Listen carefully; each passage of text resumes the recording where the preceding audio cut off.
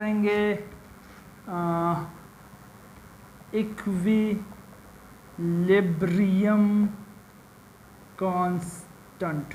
ठीक है, law of mass action, equilibrium constant. Law of mass action Goldberg और veg ने प्रोवाइड की थी, हिस्ट्री आपके बुक के अंदर लिखी है। लॉ ऑफ मास एक्शन कहता है कि the rate of A reaction is directly proportional to the product of active masses of reactants। क्या बोल रहा है, समझ में आ रहा है कुछ? Law of mass action.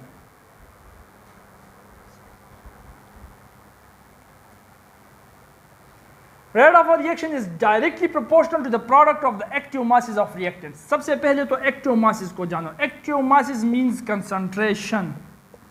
concentration बोले तो मोल पर डेसीमीटर क्यूब। एक डेसीमीटर क्यूब में 1 लीटर के अंदर कितने नंबर ऑफ मोल्स एक सब्सटेंस के मौजूद है, इसको हम कहते हैं मोल्स पर डेसीमीटर क्यूब, मतलब कंसंट्रेशन। इसी कंसंट्रेशन को हम कहते हैं एक्टिव मासेस। इसको रिप्रेजेंट करने के लिए हम उस स्पीशी को बड़ी ब्रैकेट में लिखते हैं। फॉर एग्जांपल ए स्पीशी है, ए स्पीशी के कंसंट्रेशन को मैं दिखाना चाहता हूं एक रिएक्शन के अंदर, बोर्ड पर, कागज पर, पेपर में, कहीं पर भी, तो मैं उस स्पीशी को ब्रैकेट, बड़ी ब्रैकेट में लिख लूंगा। ये हो गया उसका एक्टिव मास। ठीक है, अच्छा। अब लॉ ऑफ मास एक्शन में गोल्डबर्ग और वेज अंकल कहते हैं कि rate of reaction is directly proportional.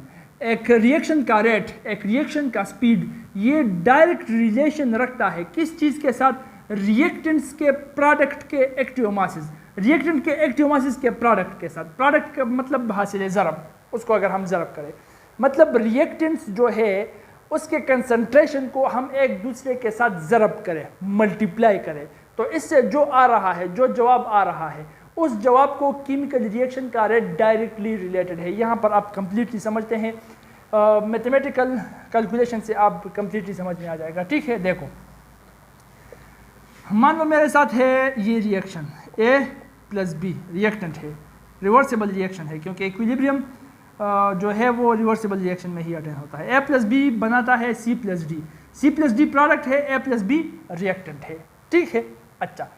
इसके लिए लॉ ऑफ मास एक्शन, इसको मैं अब इस पर अप्लाई करता हूं। देखो, rate of forward reaction, rate of forward reaction में डिनोट करूंगा RF से। ठीक है, rate of forward reaction is directly proportional. Law of mass action कहता है कि रिएक्टेंट के एक्टिव मासेस को लेकर, ये हुआ reactant active mass of A, active mass of reactant B, and product मतलब A मल्टीप्लाइड बाई B। तो अब फॉरवर्ड रिएक्शन का रेट जो है, जिसके ये रिएक्टेंट A और B ही है, तो फॉरवर्ड रिएक्शन का रेट बराबर है A और B के एक्टिव मासेस के प्रोडक्ट के। ठीक है, अच्छा। प्रोपोर्शनलिटी साइन अगर हम हटाएं तो यहाँ पर जो कांस्टेंट लगेगा उसको हम फॉरवर्ड कांस्टेंट कहते हैं, constant for the forward reaction के F into A into B। ये मेरे साथ बन गया इक्वेशन नंबर 1। गौर से देखो, ठीक है, अच्छा। अब रिवर्स रिएक्शन के लिए, रिवर्स रिएक्शन मतलब C और D मिल गया तो A प्लस B वापस से बन गया। अब रिवर्स रिएक्शन के लिए ये रिएक्टेंट है और ये प्रोडक्ट बन गया, तो रिवर्स रिएक्शन के लिए R में क्या लिखूंगा, रिवर्स रिएक्शन के लिए B लिख लूंगा। चलो, RB मतलब backward reaction is directly proportional. Reactant चुन के बैकवर्ड रिएक्शन के लिए ये है, तो ये बन जाएगा active mass of C multiplied by active mass of D। Rate of reaction is directly proportional, ये हुआ direct proportional to the product, product मतलब ज़रब of the active masses of reactant. ये रिएक्टेंट के एक्टिव मासेस हो गए, इसको आपस में मैंने ज़रब किया, तो इसको डायरेक्टली रिलेटेड है एक रिएक्शन का रेट। यहाँ पर बैकवर्ड रिएक्शन के रेट के हम बात कर रहे हैं। ठीक, अब बैकवर्ड रिएक्शन इक्विलिटी साइन लगा लिया, प्रोपोर्शनलिटी साइन हटा दिया, तो constant for the backward reaction और C और D अपनी जगह पर आ गया। ये हुआ इक्वेशन नंबर 2। ठीक है, प्रोपोर्शनलिटी साइन को हटा दिया, इक्विलिटी लगा लिया, तो ये हुआ constant, constant for the backward reaction. अब कांस्टेंट कहाँ से आता है इस डिटेल्स में हम नहीं जाते, ये आप बाद में पढ़ लेंगे। कांस्टेंट को किस तरह हम डिराइव करते हैं, कांस्टेंट होता क्या है, इस पर इंशाल्लाह एक अलग लेक्चर भी कर लेंगे। और ये हर एक इक्वेशन के लिए अपना एक अलग अलग कांस्टेंट होता है, इसको कैलकुलेट करना पड़ता है, ठीक है।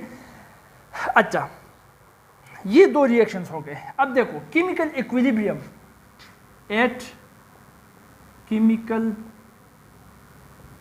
इक्विलिब्रियम, हमें पता है कि forward reaction rate is equal to backward reaction rate. Chemical equilibrium हम पढ़ चुके हैं कि उसको कहते हैं कि forward reaction rate backward reaction rate के बराबर हो जाए। तो देखो फॉरवर्ड के लिए क्या है, forward reaction rate KF into A into active mass of B is equal to, backward क्या है KB into C into active mass of D, ठीक है। अब इस KF को यहाँ रहने दो, AB को यहाँ पर ट्रांसफर करो, तो ये यहाँ पर नोमिनेटर में है, यहाँ पर डिनोमिनेटर बन जाएगा। KB को यहाँ पर ट्रांसफर करो, ये यहाँ पर नोमिनेटर है, यहाँ पर डिनोमिनेटर बन जाएगा, कुछ इस तरह से हो जाएगा। KF नीचे आ जाएगा KB is equal to C और D अपनी जगह, और नीचे आ जाएगा active mass of A into active mass of B।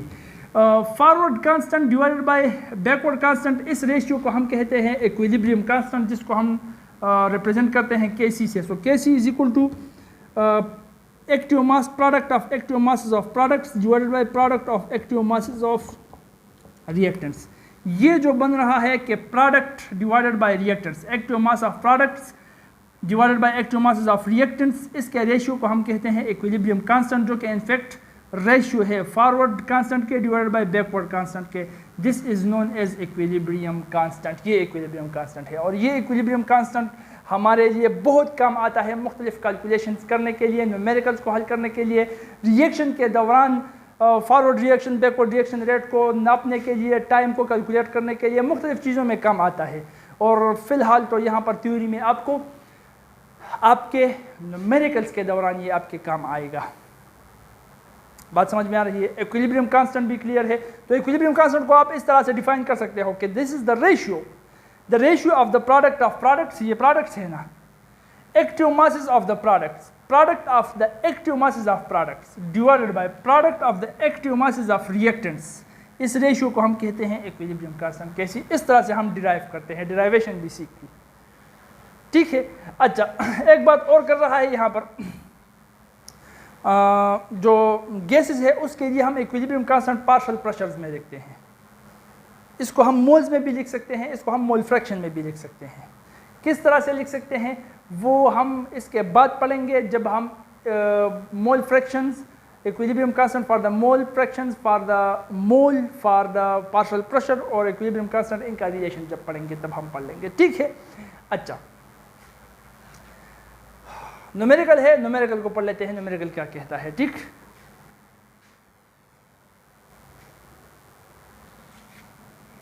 N2 plus 3H2 देता है हमें 2NH3।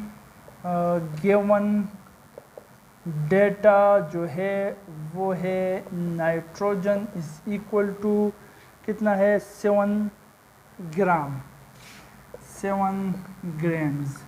हाइड्रोजन जो है वो है 0.3 ग्राम्स। और इसी तरह से NH3 जो बन रहा है वो हमें दिया गया है कितना, 1.53 ग्राम्स, 1.53 ग्राम्स।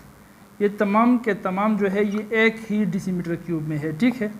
अच्छा, टेम्परेचर हमको 300 डिग्री सेंटीग्रेड दिया गया है और हमको बोला गया है कि टेम्परेचर 300 डिग्री सेंटीग्रेड ही होगा। ये बात याद रखना अपने साथ, ठीक है। इक्विलिब्रियम इनिशियल कंसंट्रेशन पर डिपेंड नहीं करता, इंपॉर्टेंट पॉइंट है MCQs के लिए, याद रखना। इक्विलिब्रियम कांस्टेंट इनिशियल कंसंट्रेशन पर डिपेंड नहीं करता, ये टेम्परेचर के ऊपर डिपेंड करता है। टेम्परेचर अगर बिगड़ जाए तो इक्विलिब्रियम भी बिगड़ेगा, टेम्परेचर अगर सेम हो तो इक्विलिब्रियम सेम ही कर रहेगा, ठीक। तो ये कहते हैं इस न्यूमेरिकल में, इसलिए मुझको भी याद आ गया कि 300 डिग्री सेंटीग्रेड टेम्परेचर है, उसी ही पर ये तमाम का तमाम अमल हो रहा है। अब देखो, ये गिवन डेटा है, रिक्वायर्ड डेटा क्या है, रिक्वायर्ड वो है कि भैया आपको कैसी मालूम करना है। ठीक है। इक्विलिब्रियम कांस्टेंट मालूम करके निकालना है। अब इनको पता नहीं है कि आप तो शेर बन गए हो, 1 मिनट में निकाल सकते हो, तो निकालो।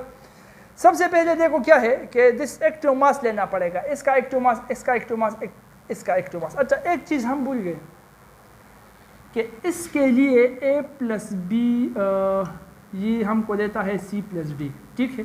तो इसके लिए के सी तो हम ऐसे लिखते हैं कि c और d के एक्टिव मासेस का प्रोडक्ट, a और b के एक्टिव मासेस का प्रोडक्ट। लेकिन अगर इन स्पीशीज़ के साथ यहाँ पर कोफिशिएंट हो तो उसके लिए आप करोगे यूं कि इस कोफिशिएंट से एक्सपोनेंट बनाओगे यहाँ पर, मतलब c के ऊपर इसका कोफिशिएंट, d के ऊपर इसका कोफिशिएंट, a के ऊपर इसका कोफिशिएंट और b के ऊपर इसका कोफिशिएंट। ये कोफिशिएंट एक्सपोनेंट्स बन जाएंगे, ये बात अपनी साथ याद रखना, ठीक है। अच्छा, एक्टिव मासेस मतलब कंसंट्रेशन, कंसंट्रेशन मतलब मोल्स पर डेसीमीटर क्यूब, बता चुका हूँ एक बार, मोल्स पर डेसीमीटर क्यूब। यहाँ पर ग्राम्स है तो ग्राम्स को मोल्स में कन्वर्ट करना पड़ेगा, वो मोल्स 1 डेसीमीटर क्यूब में हो गया, यही इसकी कंसंट्रेशन हो गई। अब देखो मोल्स में हम इसको किस तरह से कन्वर्ट कर सकते हैं, वो हमको पता है कि number of moles is equal to mass in grams divided by molar mass. तो मास इन ग्राम तो 7 है, डिवाइडेड बाय मोलर मास इसका जो है नाइट्रोजन का 14 है, 2 नाइट्रोजन हो गए तो 28 हो गए, तो 27 डिवाइडेड बाय 28 कर लो शाबाश कैलकुलेटर के साथ, क्या आ रहा है 0.25 मोल, ये हो गए नाइट्रोजन के, ठीक है। अच्छा, हाइड्रोजन के मोल्स निकालने हैं, moles is equal to hydrogen 0.3 grams है डिवाइडेड बाय इसका मोलर मास, एक हाइड्रोजन का मास 1 है तो 2 का हो गया 2, तो 0.3 डिवाइडेड बाय 2 कर लो शाबाश, क्या आ रहा है 0.15 मोल, 0.15 मोल।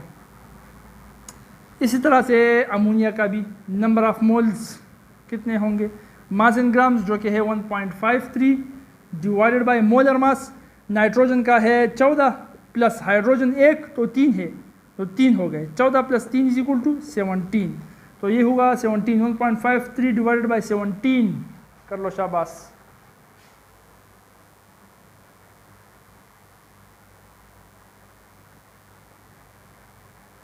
0.09 मोल, 0.09 मोल, ठीक है। ये कंसंट्रेशन हो गई नाइट्रोजन, हाइड्रोजन और अमोनिया की। नंबर ऑफ मोल्स भी इतने हैं और कंसंट्रेशन भी इतनी है क्योंकि 1 डेसीमीटर क्यूब है ऑलरेडी, तो ये हुए नाइट्रोजन के 0.25 मोल पर डेसीमीटर क्यूब इसकी कंसंट्रेशन, हाइड्रोजन की 0.15 मोल पर डेसीमीटर क्यूब इसकी कंसंट्रेशन, अमोनिया की 0.09 मोल पर डेसीमीटर क्यूब इसकी कंसंट्रेशन। तो कंसंट्रेशन लगा लो, वहाँ पर इंतजार किस चीज़ का कर रहे हो, के सी इज इक्वल टू प्रोडक्ट को ऊपर लिखोगे, प्रोडक्ट ये है NH3 लिख का एक्टिव मास के लिए बड़ी ब्रैकेट लगा ली, जो कोफिशिएंट है उसको एक्सपोनेंट बनाओगे, 2 यहाँ पर है तो 2 यहाँ पर लिखोगे डिवाइडेड बाय, ठीक।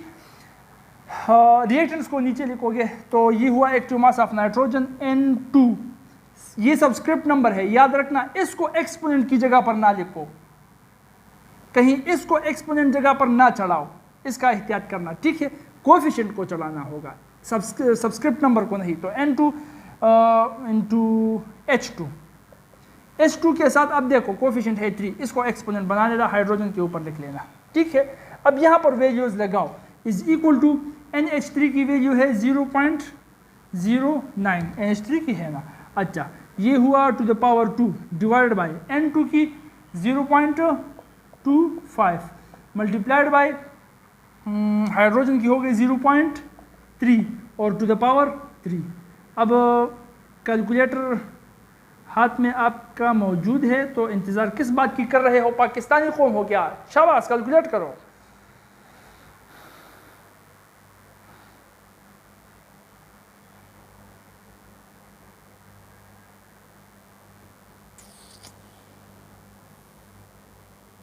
.6 शाबाश, 9.6 ये इसका इक्विलिब्रियम कांस्टेंट की वैल्यू होगी, ठीक है।